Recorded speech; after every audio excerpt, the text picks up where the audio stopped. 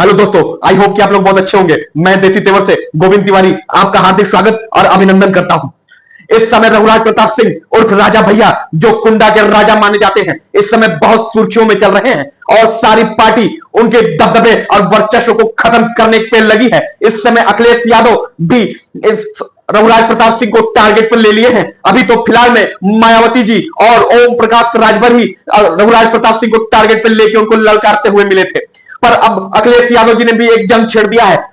अखिलेश यादव जी कुंडा में आके जनसभा समारोह में सम्मिलित हुए और उन्होंने ललकारते हुए कुंडा में कहा कि कुंडा किसी के बाप की जागीर नहीं, कि कुंडा जनता की है, कुंडा जनता के लोगों की है। और मैं ये आप लोगों को आश्वासन देता हूं कि आगामी चुनाव में रघुराज प्रताप सिंह और राजा भैया का टिकट कटने वाला है। अगर जनसत्ता दल के जो मालिक बने बैठे हैं, अभी वो ये नहीं जानते कि समाजवादी पार्टी ने पैर अपना कुंडा में रख दिया है और इनका जो वर्चस्व तूती बोल रहा है सब दिखावा है।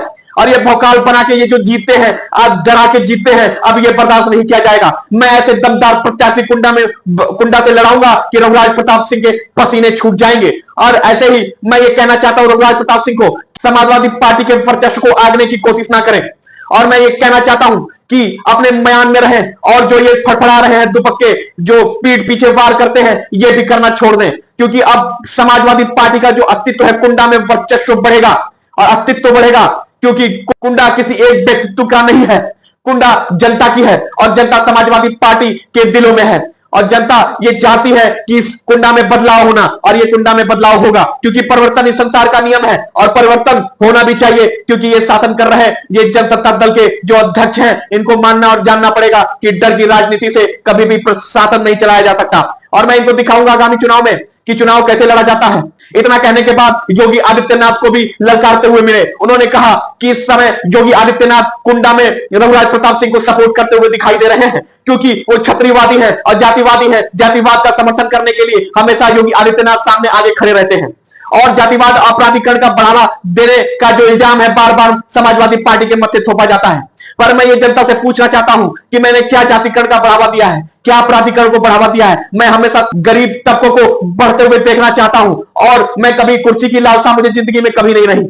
मैं सेवा करने सत्ता में आता हूं और सेवा करता हूं। मेरे सरकार में बेरोजगारों को रोजगार मिलता है और प्रशासनिक अधिकारी भी ठीक से रहते हैं, किसी को तंग नहीं करते।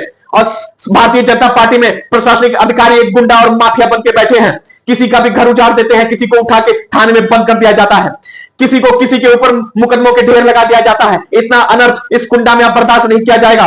और मैं ये कुंडा की जनता से ये कहना चाहता हूं कि समाजवादी पार्टी का पैर अब कुंडा में पड़ चुका है और दमदार प्रत्याशी मैं उतारूंगा और कुंडा की जनता को इस अपराधीकरण और दबावकरण से मैं बाहर निकालने की कोशिश करूंगा।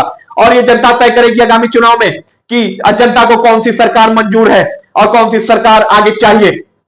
इतना कहने के बाद समाजवादी पार्टी के अध्यक्ष माननीय अखिलेश यादव जी मंच से उतर के हाथ जोड़ते हुए भीड़ को हटाते हुए वहां से निकल गए। इसी के साथ दिल्ली में एक बहुत बड़ा घटना हो गया।